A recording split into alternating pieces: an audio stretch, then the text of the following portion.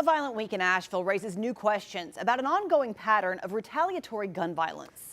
Police say that two groups are involved, but they have not said whether they consider them gangs. News 13 investigative reporter Elijah Skipper takes a look at what the law says and what Asheville police don't have answered. He's got the gun in his hand, he just cocked it. Leave inside, please. Leave this area, please go inside. I feel for the patrons inside that bar. I'm sure they were terrified. I love you, brother.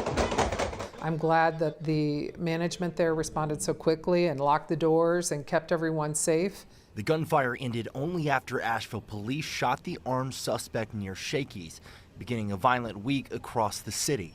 It's unacceptable that we have to put people in those positions, both to be terrified by someone and for our police department to have to stand up to somebody like that. 4 days later, another burst of gunfire outside a downtown bar. Active shooter. Lee Garden Lane. 2 people were killed and 7 others were injured. It was scary.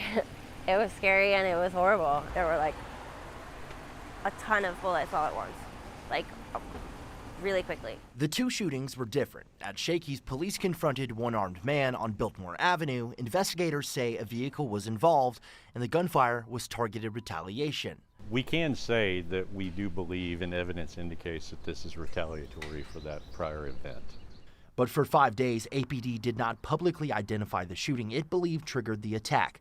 At Friday's press conference, police finally identified it as a July 5th shooting at Maple Crest Apartments. The evidence also strongly illustrates that this case is sadly the latest chapter in an ongoing pattern of retaliatory violence. That raised another question. Are these gangs? This is a group of individuals who know one another. And if the department would categorize that as gang violence? These are groups, again, that are committing acts of violence against one another.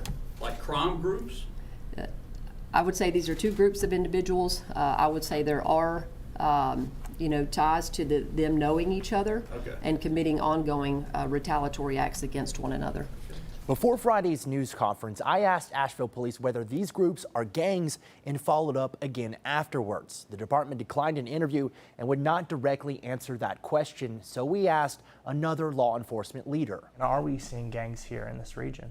You know, we are, and I think gangs are probably in every city in America. But a lot of times what we see are just locally made gangs, a certain neighborhood or even a street or a loose affiliation. North Carolina law defines a criminal gang as an ongoing group of at least 3 people whose primary activities include crime and who share a common identifying characteristic, which can include behaviors or activities, not just names or colors. One retaliation doesn't necessarily mean it's gang activity, but retaliation is just, it's part of them being able to maintain control of their environment, right? What happens if communities refuse to acknowledge that there are gangs in their community? Acting like it doesn't exist does not make it go away. If a community wants to stick their head in the sand and pretend that there aren't issues that are going on, there's not crime in their community, they're probably just destined to continue to have that problem.